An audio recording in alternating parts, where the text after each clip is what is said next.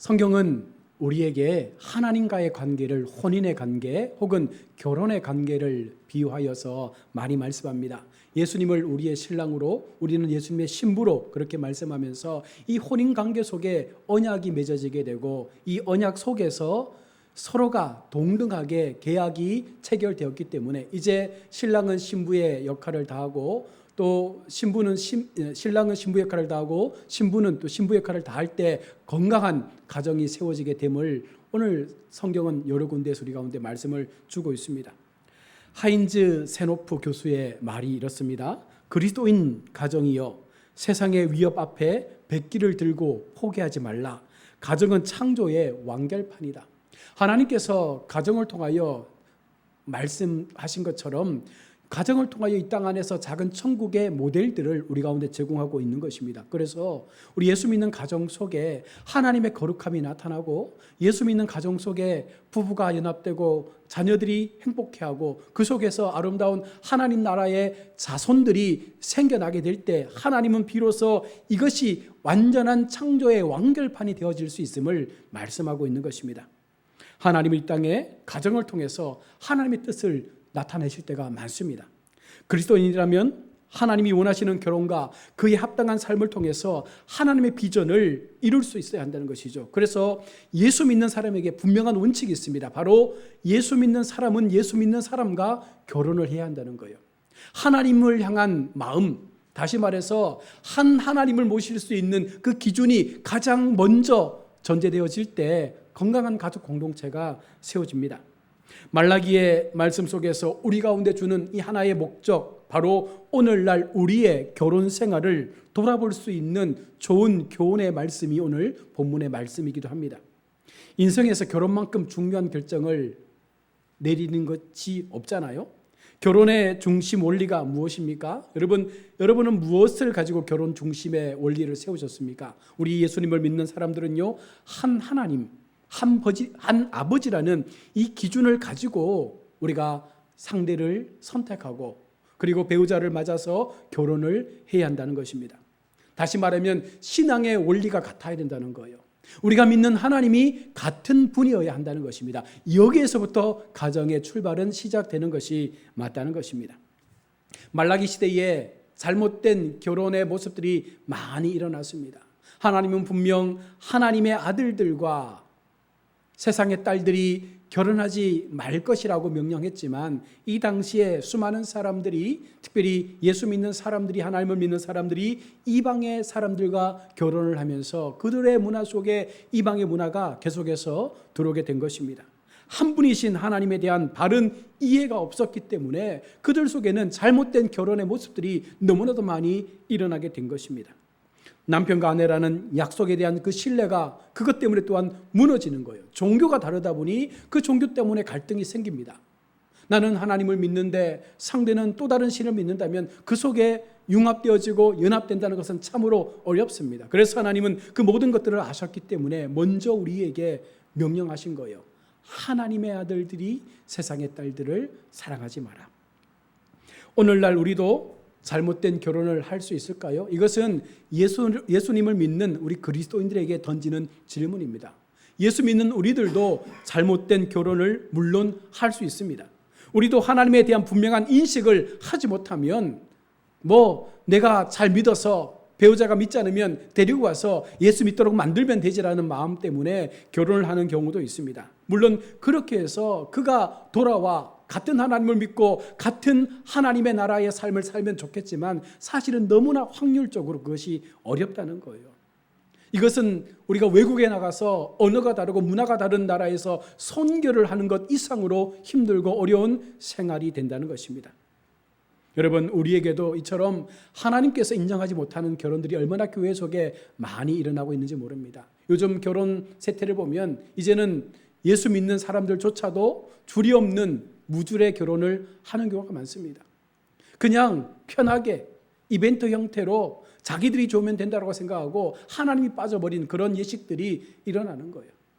결혼 성혼은요, 정말 기독교에서 중요한 예식 가운데 하나임에도 불구하고 이것을 우리는 결혼 예식이라 말하지 않고 결혼 예배라고 말합니다. 그만큼 하나님 앞에 하나님을 증인으로 삼고 이 부부가 하나됨을 하나님 앞에 공표하며 사람들 앞에 공표하며 가정을 이루는 출발점에서 결혼 예식을 하는 건데, 요즘 젊은 친구들은 이 모든 것들을 쉽게 넘긴다는 것입니다. 오늘 본문에 나타난 결혼의 원리를 보고 우리가 어떤 결혼을 해야 하는지를 잘 배워서 우리 자녀들에게 무엇을 가르쳐야 하고 우리 자녀들이 어떤 배우자를 만나고 어떤 결혼을 해야 하는지에 대해서 우리가 분명 그들에게 잘 알려줘야 할 것입니다. 먼저 결혼은 삶의 가장 중요한 결정이기 때문에 우리는 신중하게 이 결혼을 바라봐야 합니다. 러시아 속담에 이런 말이 있죠. 전쟁에 나갈 때에는 한 번 기도하고 바다에 나갈 때에는 2번 기도하고 결혼할 때에는 3번 기도하라라는 말이 있습니다. 참 이상하죠? 전쟁에 나갈 때에는 생명의 위협이 있기 때문에 한 번 기도하고 나가서 그 전쟁터 속에서 살아남기를 기도하라는 것입니다. 바다로 나갈 때는요, 왜 2번 기도합니까? 바다에서만큼은요, 언제 풍랑이 일어나고 언제 바다가 그 배를 삼킬지 모르기 때문에 더 급박한 상황들이 우리도 모르는 사이에 덮칠 수 있다는 그 불안 때문에 2번 기도하고 나가야 된다는 거예요. 그러나 결혼은 왜 3번을 말합니까? 결혼은요, 결혼을 하는 그 순간부터 그 결혼이 마치는 그 모든 과정까지가 모든 전쟁의 순간들이라는 것입니다. 그래서 러시아 속담에 결혼을 할 때에는 3번 기도하고 그리고 결혼해야 할 것을 말씀하는 것이죠. 그만큼 결혼 생활 자체가 힘들다는 것을 알기 때문에 그런 거예요. 서로 다른 두 부부가 만나고 서로 다른 두 가문이 만나고 그래서 하나를 이룬다는 것이 얼마나 힘들겠습니까? 살아온 가치가 다르고 살아온 삶의 양식이 다르고 서로가 생각하는 그 입장의 차이가 다른데 이것을 하나로 맞춘다는 것이 어렵습니다. 그래서 그 중심에 하나님이라는 중심 원리가 세워지면 우리는 신앙이라는 중심 원리를 통해서 이것을 하나하나 맞춰가게 되는 것입니다. 아직 알 수 없는 미지로의 출발 때문에 이 결혼은요 너무나 힘들고 어렵다는 거예요. 그러니 3번씩이나 기도하면서 이 결혼을 준비하는 것입니다. 여러분, 결혼은 총알은 없지만 더 힘든 전쟁터라고도 말합니다.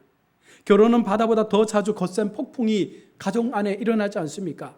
전쟁터보다 더 많은 싸움들이 가정 안에 일어납니다. 때때로는 적군과 한 이불 아래서 자야 하는 치열한 전쟁들이 가정 속에서 일어나기 때문에 3번 기도하라는 거예요. 당시 이스라엘 사회에서 나타난 그들의 죄가 무엇입니까? 오늘 성경에서 그들에게 어떤 죄를 묻고 있습니까?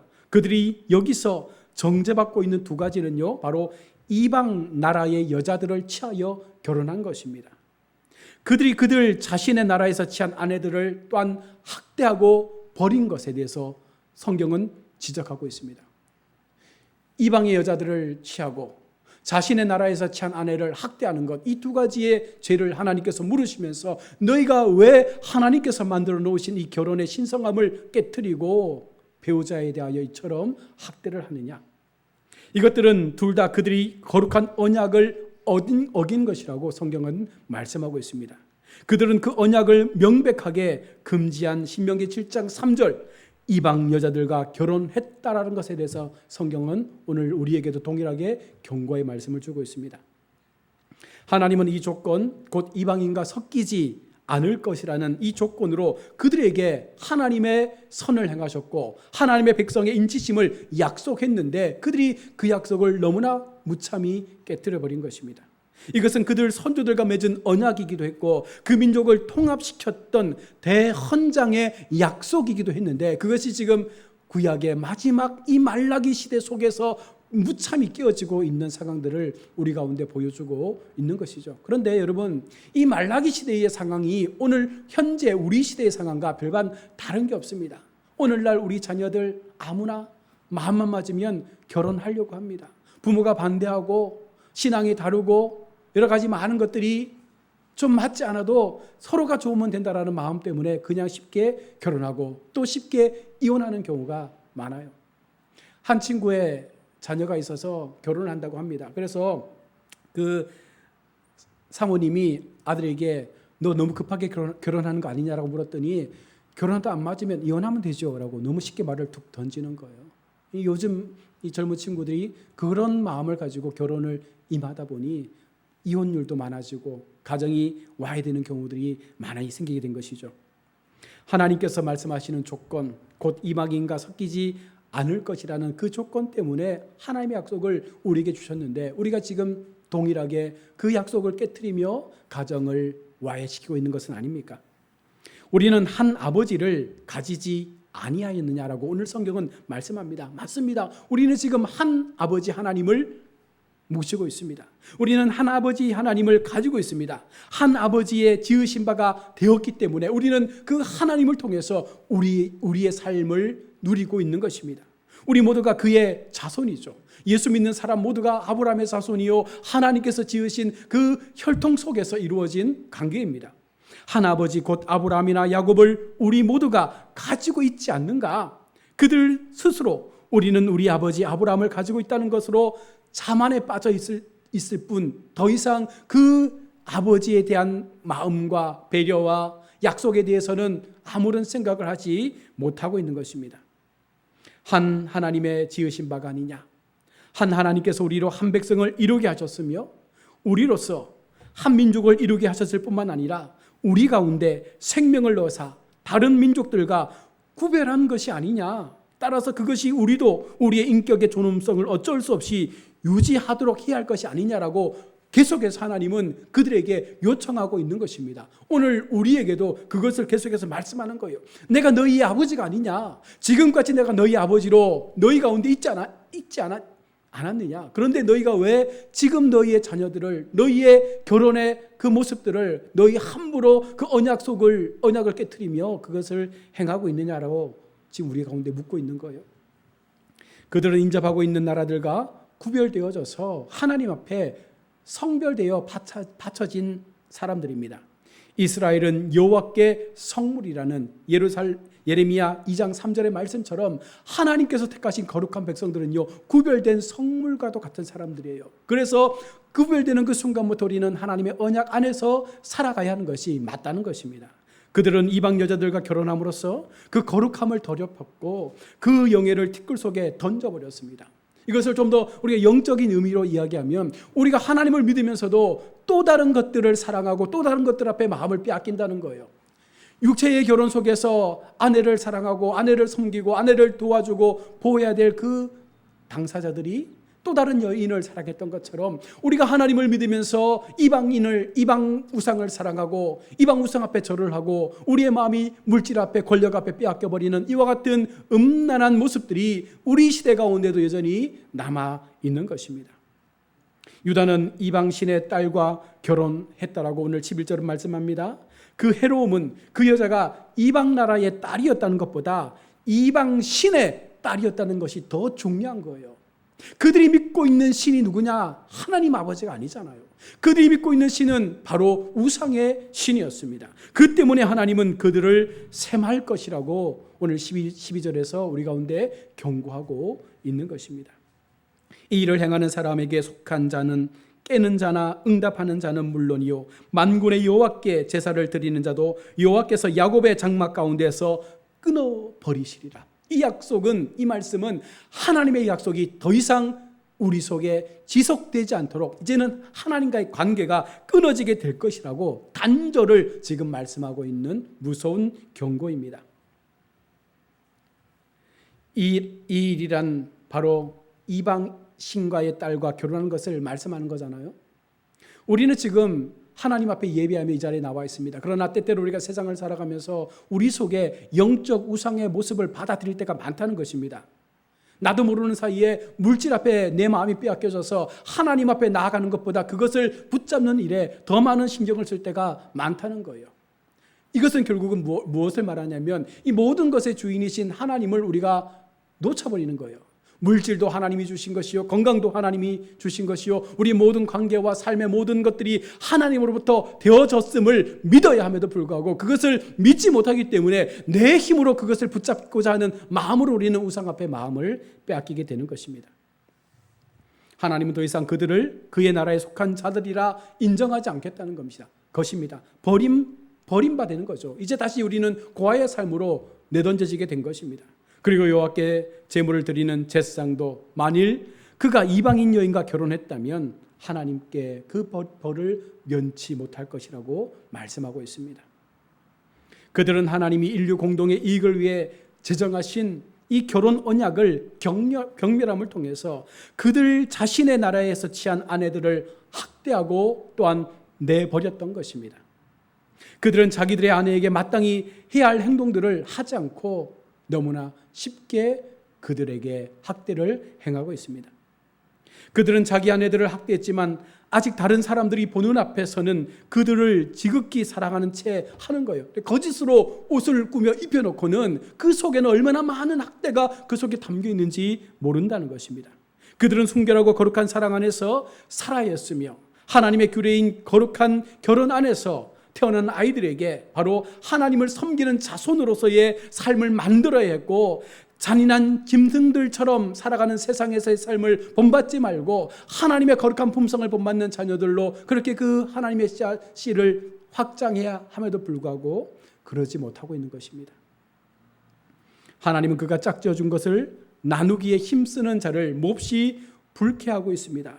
16절의 말씀을 보십시오. 이스라엘의 하나님 여호와가 이르노니 나는 이혼하는 것과 옷으로 학대를 가리는 자를 미워하노라. 이 모든 점에서 다음과 같은 경고가 우리가 추측될 수가 있는 것이죠. 그러므로 내 심령을 삼가 지켜서 어려서 취한 아내에게 함부로 행하지 말고 하나님의 마음과 그 언약의 사랑으로 따뜻하게 대해 주는 것이 그리스도인의 삶의 옳은 방식임에도 불구하고 우리가 그렇게 하지 못하는 것입니다. 이 모든 부패한 행실을 낙해한 그들의 행동의 원리들은 얼마나 그들을 부패하게 했는지 모릅니다.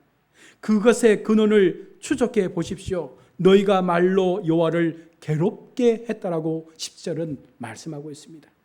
그러면서도 자신들의 부패하고 사악한 행실들로 그들 자신이 의롭다라고 오히려 하나님 앞에 뻔뻔하게 주장하면서 우리는 하나님 앞에 당당합니다, 우리는 죄가 없습니다 라는 모습들을 하나님 앞에 보여주고 있는 것입니다. 그들은 그가 거룩한 하나님 되심을 부정했고 너무나도 뻔뻔스럽게 모든 행악하는 자는 여호와의 눈에 선이 보이며 그에게 기쁨이 된다라고도 말했던 것입니다. 이것은 어떤 이유도 없이 죄인들이 죄를 지으면서 바로 번영한다는 데서 이끌어낸 사악한 결론이죠. 번영신앙. 그냥 이렇게 믿으면 우리는 복을 받고 이렇게 믿으면 잘 살 거야 라는 헛된 희망과 기대 속에서 우리가 하나님을 믿는 본질에서 벗어나 버린 생명 구원의 역사가 아니라 그저 이 땅에서 잘 먹고 잘 사는 그와 같은 모습으로 이 모든 것들을 하나님 앞에 악용하고 있는 모습을 보여주는 것입니다. 그들은 하나님에 대해 일반적으로 묘사되어 온 것처럼 그분이 그리 엄하지 않는 하나님이라고 생각하고는요, 하나님을 대체적으로 그들 자신과 같은 분이라고 말하고 있는 거예요. 하나님은 지극히 높으신 분인데 우리와 별반 차이가 없는 분으로 대하는 거죠. 물론 하나님께서 우리를 같은 수준에서 같은 위치에서 언약을 맺으시고 결혼관계를 통해서 신랑으로 신부로 맞아주셨지만 그것은 하나님께서 행하신 것이지 우리는 절대로 그렇게 하나님을 바라봐서는 안 됨에도 불구하고 교만이 들어가니 결국은 내가 하나님과 같은 위치에 있다라는 이 오만한 마음들을 갖게 되는 것입니다. 그래서 그들이 뭐라고 말합니까? 공의의 하나님이 어디 계시느냐? 우리는 하나님을 기뻐하는 것을 행할 따름이라 그는 우리를 보시지도 않으며 우리를 존중하지도 않는도다. 내가 이렇게 열심히 하나님 앞에 예물을 드리고 하나님 앞에 제사를 드리고 물질을 바쳐서 봉사하는데 하나님이 어디 계시느냐? 왜 우리의 것들을 받지 않느냐라고 말하면서 하나님의 그 공의를 훼손하고 있는 거예요. 여러분, 하나님께서 주신 이 결혼 제도의 목적이 무엇입니까? 경건한 자손을 얻기 위함입니다. 이것은 경건한 자손을 통해서 하나님의 세대가 계속해서 전수되어져서 이 땅 가운데 하나님의 나라를 더욱더 아름답게 확장하기 위해서 하나님은 결혼 제도를 주신 거죠. 경건한 자손, 바로 히브리 원문의 제라 엘로힘이라는 이 단어는 바로 하나님의 씨라는 의미입니다. 하나님의 자손으로 번역되기도 합니다. 결국 우리가 부부가 되어졌을 때 가장 부부의 핵심적인 가치가 무엇입니까? 하나님을 통해서 얻어진 이 부부가 하나님의 거룩한 씨를 생산해냄을 통해서 이 땅 가운데 더 많은 그리스도인의 삶을 통하여 하나님의 나라를 세울 수 있는 이와 같은 확장이 일어나야 함에도 불구하고 그들은요, 이 결혼 제도를 너무나 쉽게 여기고 하나님에 대한 약속을 너무나 쉽게 깨트려 버리고 있는 것입니다. 하나님께서 여러분 어떤 사람들을 미워하십니까? 오늘 본문에 이혼하는 자, 학대로 옷을 가리는 자를, 가정에 불성실한 자를 미워하신다라고 분명하게 말씀합니다. 여기서 말하는 이혼이라는 것이 함부로 내다 버리는 것을 말하는 거예요. 어떤 합의된 어떤 문제를 통해서 이혼하는 것이 아니라 내가 임의로 내게 맞지 않아서 함부로 아내를 버리고 가정을 깨뜨리는 것을 말합니다. 또한 학대로 옷을 가리는 자, 아내를 학대하고도 그에게 아름다운 옷을 입혀서 그것을 감추면서 우리 가정은 행복하다, 세상 사람들에게 그렇게 보여주는 이 어긋난 사랑의 행동들을 말씀하는 것이죠. 성도의 가정은 곧 교회라고 말씀했습니다. 그리스도의 신부된 교회가 바로 하나님의 가정인데 이와 같은 가정 속에 이와 같은 불의한 일들이 일어나서는 안 된다는 것입니다. 어떤 경우에도 교회는 깨어지면 안 되죠. 다시 말해서 어떤 경우에도 가정은 깨어져서는 안 되는 것입니다. 하나님 앞에 바로 세워져야 하는 것이 가정입니다. 바르고 건강한 가정, 교회를 통해 하나님의 자손이 더욱더 건강하게 자라도록 해야 하는 것이 바로 가정의 원리입니다. 이것이 하나님께서 원하시는 믿음의 부부들을 향하여, 믿음의 사람들을 향해서, 믿음의 가정들을 향해서 말씀하고 있는 오늘 말라기의 말씀과도 같은 것이죠.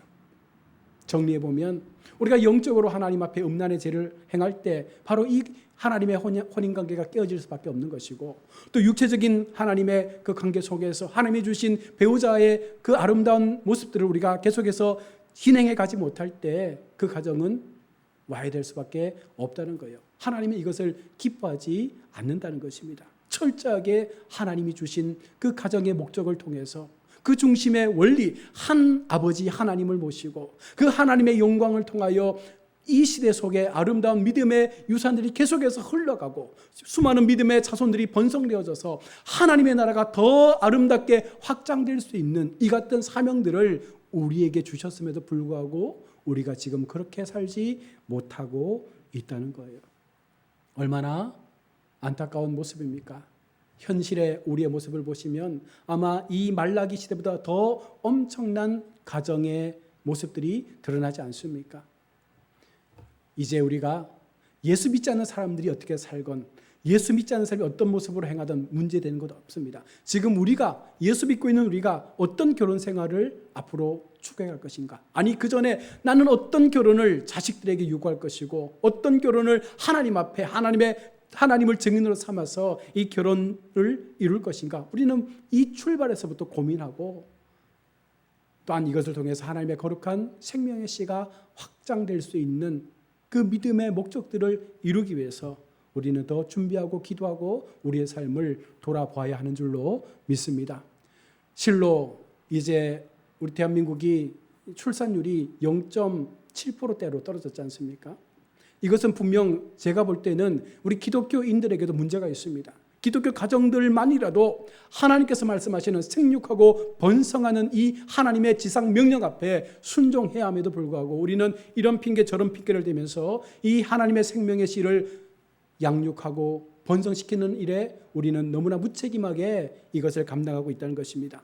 교회만큼이라도 예수 믿는 믿음의 가정들만큼이라도 생육하고 번성할 수 있는 그와 같은 일들을 온전히 감당해서 정말 이 세상 가운데 우리가 살고 있는 이 지역 속에 더 많은 믿음의 자손들이 일어나서 하나님이 기뻐하시는 거룩한 생명의 길을 확장할 수 있는 도구로서 우리 모두가 사용되어질 수 있기를 바라면서 우리 마음에 정말 하나님의 주신 마음 담고 건강한 가정, 믿음의 가정, 하나님의 거룩한 언약 앞에서 충성할 수 있는 그와 같은 삶을 살아갈 수 있기를 주의 이름으로 축원합니다.